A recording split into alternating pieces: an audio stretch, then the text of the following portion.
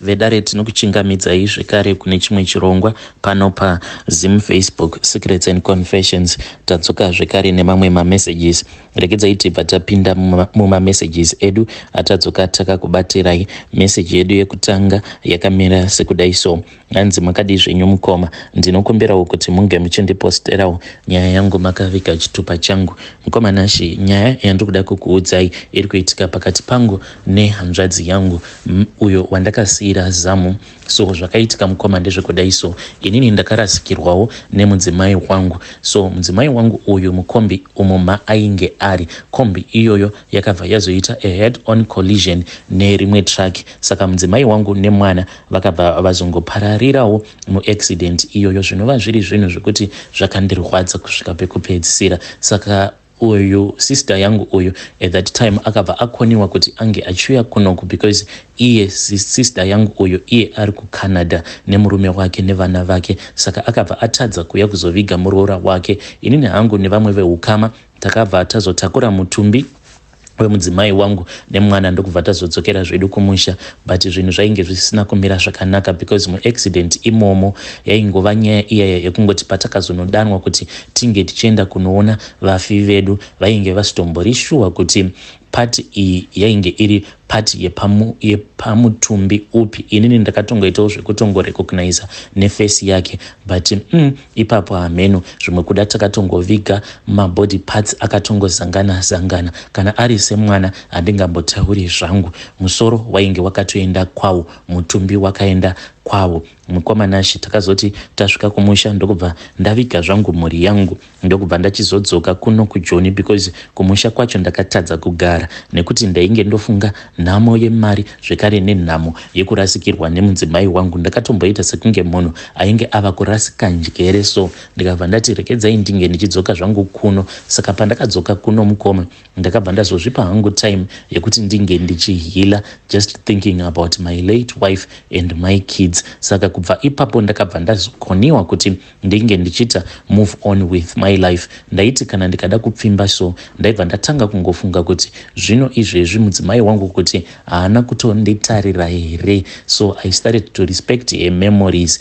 Then zvakazoitika ndezvekuti uyu hanzvadzi yangu wekuCanada uyu iye ainge ongoramba ongosangana nemachallenges mumarriage make. Ndikangoti kubva tsano ivo pavakamutevera kuCanada ikoko because ndiye akatangako kuenda ikoko since she is a nurse, ndokubva azotumidzira tsano kuti vange vachizouya. Tsano vakazoti vaendawo kuCanada and then the problems started. It seems as if mkwasha wangu uyu ari competition. He wants to sleep with as many white women as he can when he is still alive. Saka vainge vongoramba vongosangana nemachallenges. Ndaitoti kana ndikaona phone call ichipinda ichibvako kuCanada ndaitoziva kutoti it is another problem, and vanhu vaya vekuti kugadzirisana kwavo kwainge kototi netsei. Saka iye akabva ati budi, I want to come back to Africa ndimbo just to refresh my mind because I feel as if I might lose my mind nezvandiri kuitwa nemukwasha wenyu kunoku. Ndikabva ndati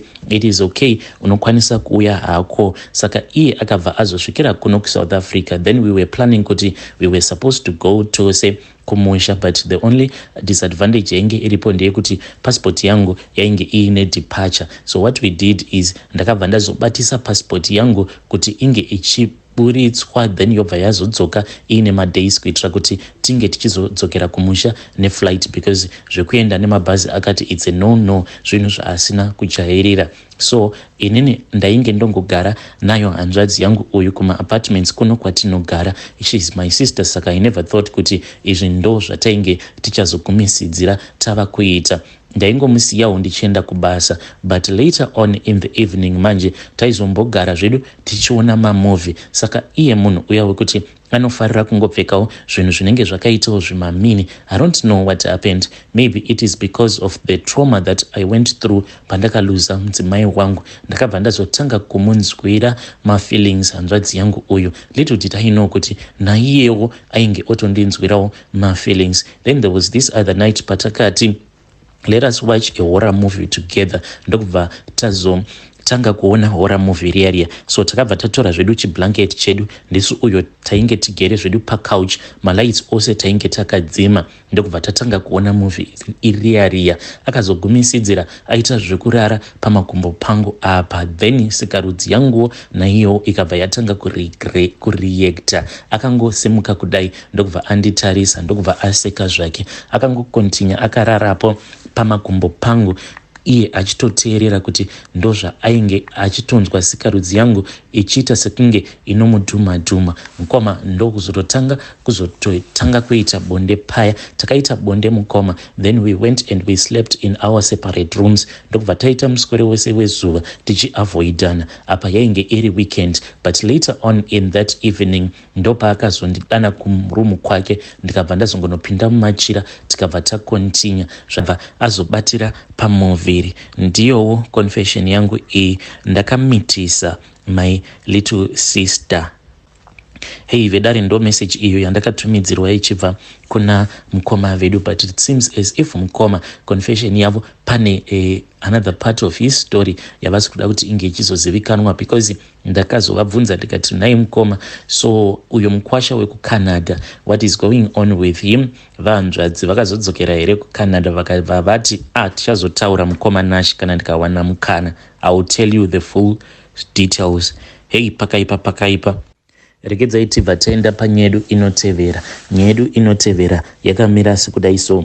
Hanzi makadi zvenyu mukoma, inini hangu ndairarama nemapeace job, but pari zvino ndigere hangu kumusha, ende ndichiri kuchema mwana wangu uyo akabva mukushaika. This was last month. Saka ndiri kunoku kuZim, apa ndiri stuck, handizivi kuti kuSouth Africa ndichadzoka sei, handina kana mari hama dzangu. Zvakaitika ndezvekudai so, semunhu ainge achingoraramawo nemapeace job, ndaiva nevanhu vangu 5 vandaiziva kuti ndinoenda ndichinovaitira mapeace job mazuva akasiyana ende vaitondipawo kamari kainge karibo. Ndakabva ndazotanga manje kushandira umwe uyo ainge ari wekuDRC, saka uyu ndiye akazondi-introducer kune umwe murume zvekare naiyewo ainge achibva kuDRC, uyo wandakazotanga kudanana naye. Kutoti nditi takatanga kudanana sei, but handitombozivi, but zvakangoitika ndezvekuti rimwe zuva ndakati ndaenda kumba kwake, since ainge ari bachura. Mushure mekunge ndapedza kuwacha akabva anditi uya ugare apa unge aina zvako uchiona wrestling, nekuti ainge achitoona wrestling. Then ndokubva ndagara paya ndikabva ndatanga kuaina, but handina kana kuzondombopedzisa kuaina kwacho, nekuti tainge tototanga kutoita romance, tikabva tazosika bonde paya. Kubva ipapo tikabva tazotanga kudanana. Saka murume uyu manje zvaizvezvi akazoenda kuGermany, haasisimo muSouth Africa. But asati aenda murume uyu, ndinorangarira kuti pane umwe mwedzi uyo waakandipa mari yainge yakawanda, akabva anditi mari iyi, I want you to take care of your daughter. Ndikabva ndati munhu uyu anoratidza kuti ane rudo, ende akabva andivimbisa kuti when I get to Germany I am going to find any possible way for you to come and join me in Germany. Ndikabva ndati zvakanaka. So ndakabva ndangotumidzira mari iyi kuna mama vangu, but mari iyi chinondinetsa ndechekuti pandakazosvika kumba ndichinzwa kuti mwana ari kurwara, mari iyi mama vainge vakangoisungirira, ndo yatakazotoshandisa. Ndikatoti at least Mwari makanaka. At that time ndakatoti Mwari makanaka, makandipa partner inokwanisa kundifungirawo. Izvezvizvi dai anga asina kundipa mari iyi, ko mwana wangu uyu ndaizoenda naye kuchipatara nei, ndaizonotenga mishonga yacho nei. Saka ndo mari yacho yatakazoshandisa at that time apo mwana paakazonyanyisa kurwara. But murume uyu mukoma, ndisati ndabva kuSouth Africa ndichiuya kunoko, iye akabva azondipa imwe ring. Akati andipa ring iyi ndokubva andiudza kuti he was going to fly to Germany. Iniwo mwana ndichinzwa kuti mwana ainge orwara. So at that time ndainge nditori in communication naye murume uyu, but zuva randakangomuudza kuti mwana wangu atoiswa paoxygen haachakwanise kufema, ndo pandakabva ndatoona kutoti profile picture yake yainge yava kusaoneka. Saka ndakabva ndangoti zvimwe kuda, maybe there is something that is wrong with my network. Munongoziva manetwork ekuno kumusha. Saka ndakabva ndangoti zvimwe kuda achazotaura hangu neni, but ndaiti ndikamusendera mamessages aingoita one tick kusvika ndichizonoona kutoti ko munhu ingawani andibloka. Saka nekuda kwecondition yemwana wangu handina kana kumbonyanya kufunga nezvazvo. Mwana akabva azoshayika, mwana akati ashayika ndokubva ndamuviga. Now that ndakati ndapedza kuchema mwana wangu ndopandakabva ndazotanga kubatanidza ABC. Apa ring iyo yaakandipa murume uyu, mwana paainge achirwara akangonditi ndine ring yandakakupa iyaya. Ring iyoyo yakanamatirwa naProfeti TB Joshua. Wadi wangomupfekedza mwana uyu kuitira kuti ange achipora. Iye ainge achiti akamboenda akanoona Prophet TB Joshua ndokubva azonamatirirwa ring iyo yaakazondipa as a form of a blessing. Saka ndakabva ndatora ring iya ndokubva ndazopfekedza mwana wangu, but mushure mekunge ndapfekedza mwana then mwana wangu ndokubva atoshayika. Zvaizvezvi mukoma ndinongogara ndichingozvidemba kuti ko ndakazviitirei. Why is it ndakadanana naye murume uyu wekuDRC? Why ndisina kuvhunduka ipapo paakanditi ari kuda kundipa ring iyo yakanoita kuti inge ichinamatirwa navo profeti vaya vekufa ava. Saka nanhasi uno ndinongorarama ndiine maregrets, and worst of all nekufa uku kwakazoita mwana wangu ndatova nedambudziko rekuti ndinopota ndichinzwa bayo pamoyo pangu apa. So I know kuti istress riri kukonzeresa bayo iroro. Ndinokumbirawo kuti kana kuinewo vanokwanisa kundibatsira, kunyange vanoda kundibatsira kuti ndinge ndichikwanisa kudzokera hangu kuSouth Africa ndikwanise kushandirawo mhuri yangu, nekuti amai vangu vanototarisirawo kwandiri. Ndini zvekare breadwinner mumhuri umu mandakazvarwa. I know kuti ndakatoshandiswa naye murume uyu wekuDRC, but I already lost my child. Ring iyi ndakazoti ndofunga nezvayo ndopandakabva ndazoishaya ring iyi. Ndakaitsvaka ndichaitsvaka. Ring iyi yaitogara muhandbag mangu, but nanhasi uno ring iyi handitombozivi kuti iripi. Ring iyi iyo yainge iri yesilver, but yainge ine kamwe kaemerald, so kainge kakaita kemaroon on top up. And iye ainge achinditi ring iyi akaitenga kudhura, but yakangonyangarika ring iyoyo. Ende murume uyu akabva atondibloka. Handizivi kuti akazosvika pakuchinja manumbers kana kuti what went on, because number dzake dzekuWhatsApp dzinongoti invite chete. Hey vedare, ndo message iyo yandakatumidzirwa ichibva kuna vanzvadzi vedu. Yo zvakangoma hazvo vedu we, shuwa kupiwa ring obvaudzwa kuti ring iyi ndakaenda ndikanoita kuti inge ichinamatirwa naProfeti TB Joshua. Obva wanopfekedza mwana wako ring iyoyo, mwana wako obva ashayika. Apa munhu ava kuGermany akatokubloka. Zvimwe kuda inhema, munhu haana kana kumbogara aenda kuGermany misisi. Maybe vanenge vakangoita zvezvo zvekuti anenge aine mafriends ake kuGermany then ongoregistirwa WhatsApp, pamwe munhu atorimo zvake muSouth Africa. Vedare please ngativabatsirei vanzvedzi vedu ava mucomment section. Regedzai tibva taenda panyedu inotevera. Nyedu inotevera yakamira sekudai so. Hanzi makadi zvenyu mukoma, ndinokumbirawo kuti munge muchindiposterawo nyaya yangu makavika chitupa changu. Inini ndiri murume ane makore 35 years ekuberekwa, but mukadzi wangu wandiri kugara naye iye ane makore 42 years ekuberekwa.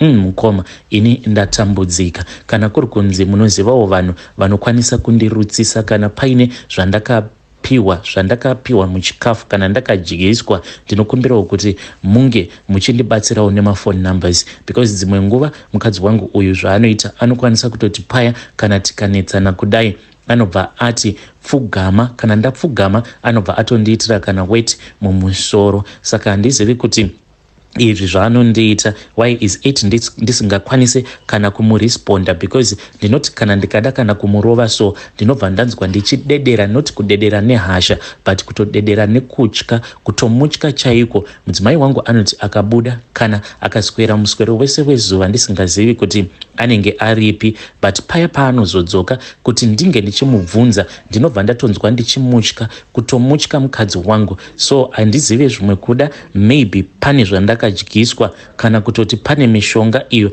yandinoshandisirwa naye mukadzi wangu uyu. Ndinokumbirawo kuti kana muinewo manumbers evanhu vamunoziva vanokwanisa kundibatsira kana kuti vanorutsisa, please ndibatsireiwo, ndichange ndichizotevererawo mucomment section.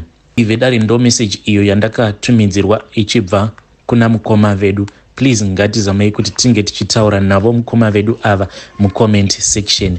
Yo zvakangoma hazvo veduwe. Hanzi mudzimai wangu anonditi pfugama apa kana tanetsana. Mushure mekunge ndapfugama anobva azondiitira weti mumusoro.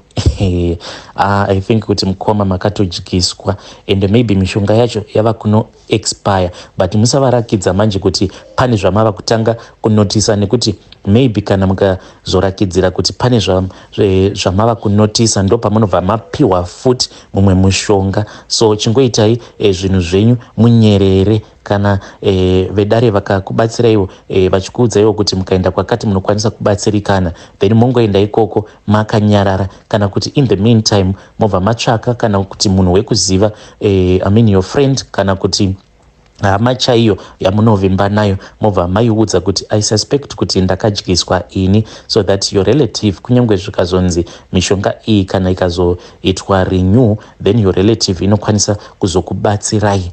Hey, zvakangoma hazvo veduwe. Kana paine munhuwo anosuspecta kuti hama yake yakadyiswa, please come to my inbox and tell us the reason as to why muchisuspecta kuti hama yenyu inenge yakadyiswa. Zvakangoma hazvo veduwe.